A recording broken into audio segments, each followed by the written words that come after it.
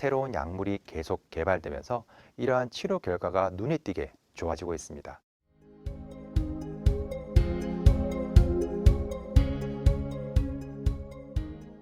크론병의 진단에 대해서 한번 살펴보겠습니다.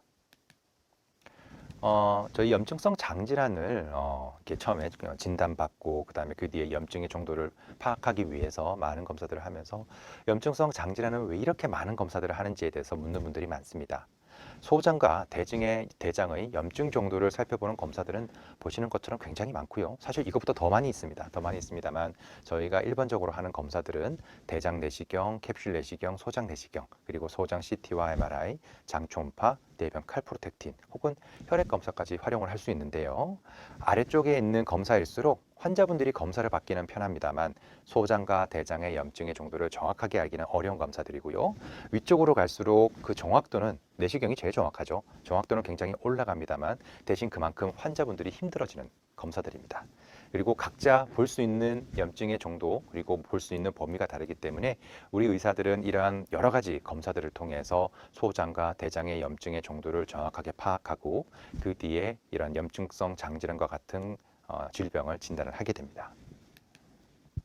먼저 대장 내시경을 살펴보겠습니다. 앞서 얘기 드렸던 것처럼 대장 내시경이 소장과 대장의 염증을 살펴보는 가장 정확한 검사입니다. 저희가 눈으로 살펴보는 검사이기 때문에 그런 거고요. 근데 이 검사는 명백한 한계점이 있습니다. 첫 번째로 환자분들이 너무너무 힘들어합니다. 환자분들이 이 검사를 하기 위해서 전날 금식을 해야 되고 그리고 장을 비우셔야 되죠. 장을 비우기 위한 그 과정도 굉장히 힘들고 그리고 검사를 받을 때 통증도 꽤 있고요. 아무리 진정 수면 내시경을 한다고 하지만 통증이 있을 수는 있고 그리고 이 진정 내시경이 깨는데도 굉장히 많은 시간이 필요로 합니다. 그래서 환자분에 따라서는 뭐 하루 반 정도의 시간이 쓰여지기도 하고 어떤 분들은 이틀 동안 아무것도 할 수 없는 그런 상황이 되기도 하죠. 그리고 우리 의사의 입장에서도 대장 내시경은 말 그대로 대장 전체를 볼 수도 있습니다만 그 뒤에 사실 제가 앞서 소장에 크론병이 숨어 있는 경우도 우리나라에서는 4분의 1 정도가 된다고 말씀드렸는데 이 대장 내시경은 소장 끝부분만 살짝 볼 수 있지 소장을 깊숙하게 볼 수는 없는 검사입니다. 그래서 이 대장 내시경이 정상이라고 하더라도 소장 쪽까지 괜찮다고 얘기하기는 굉장히 어려운 그런 명백한 한계점을 가지고 있는 검사입니다. 반면에 소장을 보기 위해서 요즘 많이 하는 검사들이 이 소장 CT와 소장 MRI입니다. 보시는 것처럼 소장에 물을 이렇게 마시고 찍으면서 소장을 이렇게 통통하게 만들어서 소장에 어떤 염증이 없는지를 확인하는 검사이고요. 현재로서는 소장의 염증 정도를 파악하는 데 가장 일반적으로 쓰고 있는 검사입니다. 하지만 소장 CT의 경우에는 금식을 해야 되고 조영제를 맞아야 되고 가장 큰 문제는 방사선에 노출된다는 문제가 있습니다. 그래서 저희가 이 소장 CT는 그렇게 자주 시행할 수 있는 검사는 아닌 것 같고요. MRI는 뭐 비슷한 한계점이 있습니다. 금식이나 조영제와 같은 것들을 해야 되는 건 똑같고 MRI 같은 경우에는 이제 방사선 노출은 없습니다만 대신에 검사 한 번 하는데 시간이 너무 많이 들어갑니다. 대략 한 30분에서 40분 정도 검사가 소요 시간이 필요하고요. 이러한 이유 때문에 검사 그 대기도 굉장히 길고요. 그리고 이것을 판독하는 전문 의사도 사실 많이 부족합니다. 이러한 명백한 각자의 장단점이 있기 때문에 저희 의사들은 상황에 맞추어서 소장 CT나 소장 MRI를 처방하게 되고요. 이러한 검사를 통해서 소장의 염증 정도를 정확하게 파악하려고 노력을 하고 있습니다. 다음으로는 캡슐 내시경과 소장 내시경이 있는데요. 앞서 나와 있는 슬라이드를 보시면 될 것 같고요. 시간 관계상 자세하게 설명드리지는 않겠습니다만 이 두 가지 검사는 매우 특수한 상황에서 소장의 염증 정도를 파악하기 위해 시행하는 검사라고 알고 계시면 되겠습니다. 두 검사 모두 완벽한 검사는 아니고요. 각자 장단점이 있을 수 있습니다. 그리고 저희가 요즘에 굉장히 많이 하는 검사 중에 하나가 이 대변 칼프로텍틴 검사입니다. 염증성 장질환을 앓고 있는 분들은 이 대변 칼프로텍틴이라는 검사에 굉장히 이미 익숙해져 있을 것 같은데요. 이 대변 칼프로텍틴이라는 그 물질에 대해서 조금 이해하실 필요가 있습니다. 우리의 장에 염증이 발생하는 경우에는 오른쪽 그림에서 보시는 것과 같이 염증 세포들이 모여들게 되는데요. 이 염증 세포 안에 칼프로텍틴이라는 단백질이 존재합니다. 그래서 장에 염증이 많이 생기면 이 염증 세포들이 막 끼어들면서 막 자기의 본연의 이 면역 세포들의 본연의 임무를 하게 되고요. 그 다음에 그 임무를 다 하고 나면 이 염증 세포 안에 있는 칼프로텍틴이라는 이 단백질이 깨지면서 이 소장과 대장 안쪽으로 분비가 됩니다. 그래서 우리 의사들은 이 대변 소장과 대장 안으로 분비된 칼프로텍틴이라는 이 단백질을 대변을 통해서 모아서 수치로 저희가 확인을 하게 되고요. 이것이 바로 대변 칼프로텍틴 검사입니다. 어떤 분들은 소장과 대장의 염증이 꽤 많음에도 불구하고 이 대변 칼프로텍틴 수치가 그렇게 높지 않은 분들이 있는 반면에 어떤 분들은 항문 근처에 염증이 조금 있는데 이 수치가 몇 천씩 나오는 분들이 있습니다. 그래서 이 검사는 환자분들마다 너무 변동성이 큰 검사이기 때문에 절대로 나의 검사 수치를 다른 분들과 비교하는 것은 사실 아무 의미가 없고요. 염증의 종류도 구분하지 못하고 변동성이 매우 큰 검사이기 때문에 이 대변 칼프로텍틴이라는 검사는 나의 염증의 상태가 어느 정도인지를 모니터링 하는데 굉장히 유용한 검사이지, 이 검사 수치 자체만 가지고 염증성 장질환이다, 혹은 내가 수치가 더 높기 때문에 다른 분들보다 염증이 더 심한가 보다, 이렇게 생각하실 필요는 전혀 없는 검사입니다. 그래서 제가 중간에 나와 있는 것처럼 나의 염증 상태를 모니터링 할 때, 혹은 내가 어떤 약제를 쓰고 나서 이 약제가 얼마나 잘 듣고 있는지를 볼 때 가장 유용하게 쓸 수 있는 검사고, 혹은 내가 어떤 애매한 증상이 있을 때 대변 내시경 혹은 소장 CT나 소장 MRI와 같은 검사를 해야 되는지 판단하고 싶을 때 사용할 수 있는 선별 검사로 활용되어야 하지, 무작정 이 검사를 한다고 해서 도움이 되는 경우는 많지는 않습니다. 그러면 크론병의 진단에 대해서 한번 살펴보겠습니다. 크론병의 경우에는 전형적인 증상, 앞서 말씀드렸던 것처럼 2에서 4주 이상 지속되는 복통이나 설사, 혹은 몇 개월 이상 지속되는 체중 감소가 있을 때 크론병을 의심할 수 있고요. 그러한 경우에는 대장 내시경을 보아서 아주 특징적인 소견을 보이고, 조직 검사에서 만성 염증이 확인되는 경우에는 크론병으로 진단할 수 있습니다. 그리고 증상에서 아주 의심스러운데 대장 내시경으로 뚜렷한 소견이 보이지 않는 경우에는 소장 CT나 소장 MRI까지 시행해서 특징적인 모양이 확인되는 경우에는 크론병으로 진단할 수 있습니다. 하지만 항상 이런 것만으로 다 진단되는 건 아니고요. 보시는 것처럼 어떤 혈액 검사를 통해서, 심지어는 협착이나 누공, 복강 내에 농양과 같은 아주 심한 합병증이 생긴 뒤에 수술을 통해서 이러한 크론병이 진단되는 경우도 있고요. 아니면 이러한 합병증 말고도 맹장염이나 아니면 계실염과 같은 크론병으로 오인될 수 있는 그러한 질환 때문에 진단과 치료를 받고 있다가 뒤늦게 크론병으로 진단되는 경우도 꽤 있습니다. 마지막으로 크론병의 치료에 대해서 살펴보겠습니다. 앞서 제가 얘기 드렸던 것처럼 어떤 유전적인 배경을 가지고 있는 환자분들이 잘못된 식습관이나 생활습관, 혹은 약제나 스트레스, 감염 등에 의해서 점점 내 몸에 염증성 장질환이 생길 수 있는 그런 소인이 누적이 되고 있는 상태에서 갑자기 어떠한 어느 순간을 넘어서는 순간 비정상적이고 과도한 면역 반응이 생기면서 염증성 장질환이 생긴다고 생각을 하고 있습니다. 이것을 저희는 발병 전 단계라고 부르고 있고요. 그런데 이제 어떠한 역치를 넘어가면서부터 우리 장에 염증이 생기고 복통과 설사 같은 증상이 생기게 되면 크론병으로 진단이 될 텐데요. 저희가 크론병에 있어서 가장 첫 번째 1단계로 쓸 수 있는 약이 항염증제입니다. 보시는 것처럼 펜타사, 아사콜, 메자반타와 같은 약제들이고요. 사실 이 항염증제는 궤양성 대장염에서는 굉장히 잘 듣는 주치료제지만 크론병 같은 경우에는 이 약이 아주 효과가 세지는 않기 때문에 초기 크론병에서 이 펜타사나 아사콜과 같은 약제들을 쓰고 있는 경우들이 많고요. 만약에 이제 이것으로 잘 해결되지 않는 경우에는 2단계 혹은 이제 크론병이 좀 염증이 심한 상태에서 진단되는 경우에는 이 면역 조절제가 크론병의 주 치료제로 쓰이고 있습니다.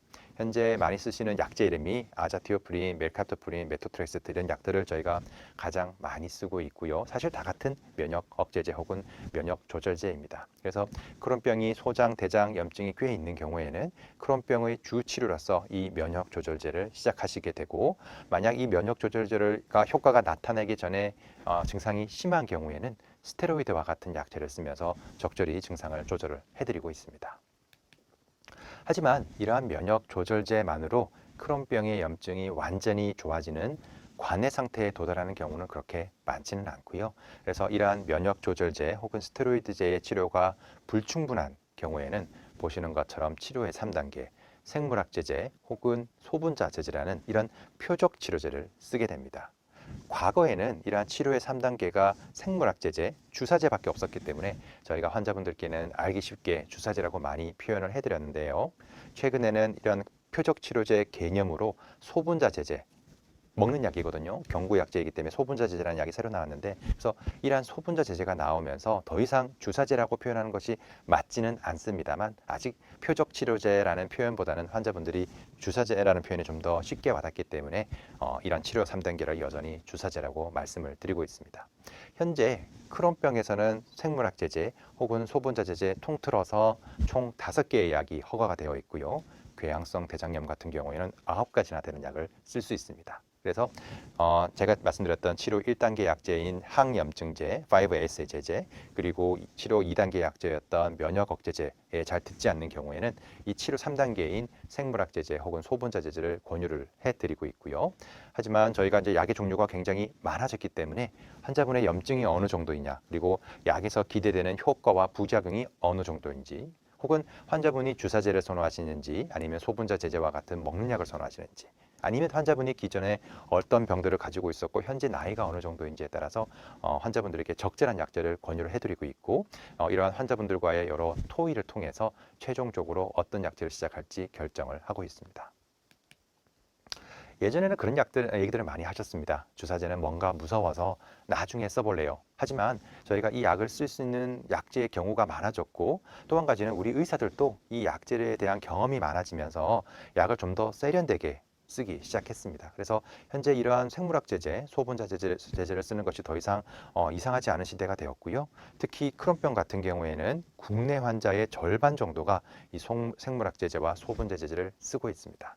그래서 많은 환자분들이 이 약을 쓰기 전에는 그 주사제라는 이름 때문에 굉장히 꺼려 하시지만, 쓰고 나신 대부분의 환자분들은 내가 왜 이걸 이제야 시작한 건지 모르겠어요 라고 얘기할 만큼 굉장히 효과적이고 안전한 치료로 널리 사용되고 있습니다.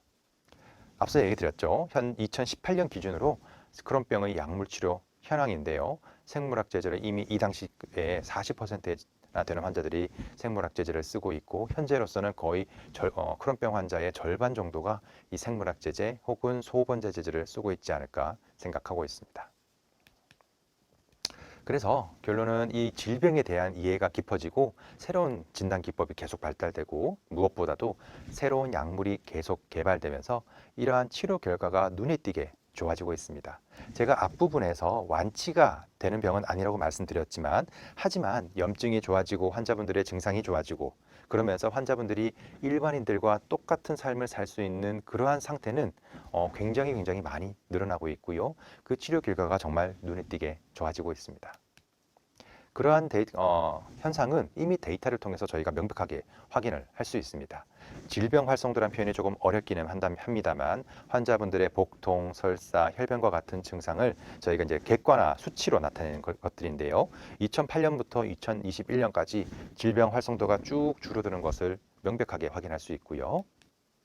그러면서 국내 환자의 수술률도 드라마틱하게 개선이 되고 있습니다. 저희 병원 데이터입니다만, 과거에는 저희가 크론병을 진단받은 지 15년에서 20년이 지나면 절반 정도의 환자가 수술을 받는다고 했었는데요. 하지만 2004년도에서 2015년도에 진단받은 환자분들은 정확하게 절반 정도, 15년에서 20년 정도 지나도 20% 정도의 환자만 수술을 받는 것을 보실 수 있고, 아마 최근에 진단받은 환자분들은 이거보다 더 낮은 비율로 수술을 받지 않을까 그렇게 생각을 하고 있습니다. 그래서 보시는 것처럼 이런 수술률, 환자분들의 질병 활성도, 이런 것들이 객관적으로 굉장히 좋아지고 있다는 사실을 국내 데이터를 통해서도 명백하게 확인을 하실 수 있습니다. 마지막으로 크론병과 함께 살아가기입니다. 크론병을 어떻게 하면 더 좋게 할 수 있을까라는 것에 대해서 굉장히 환자분들이 많은 고민들을 하시게 될 것 같은데요. 사실 제일 중요한 것은 규칙적인 약제 사용입니다.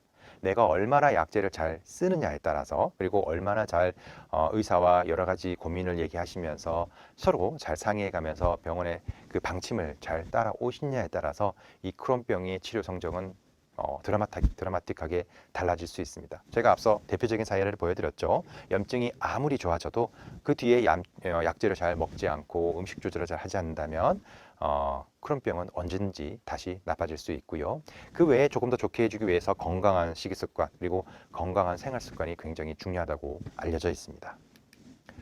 하지만 크론병을 나쁘게 하는 것에는 이 나쁜 식이습관이 굉장히 중요한 것 같습니다. 일반적으로 가공육류나 가공식품, 매운 음식이나 기름진 음식 이러한 것들이 크론병에 굉장히 좋지 않다고 잘 알려져 있고요. 담배라든가 혹은 술과 같이 먹는 안주들이 굉장히 나쁘다고 역시 잘 알려져 있습니다. 우리나라 같은 경우에는 매운 음식을 굉장히 많이 드시는데요. 사실 매운 음식 먹고 이 장의 염증이 좋아지길 나쁘지 않기를 바라는 건 사실 욕심이실 것 같습니다. 맵지 않게 그리고 이런 가공식품이나 가공육류 아니면 기름진 음식을 먹지 않는 것이 굉장히 중요할 수 있고요. 특히 내가 어떤 음식을 먹었을 때 이 증상이 유발된다면 반드시 그 음식은 피하시는 것이 좋습니다.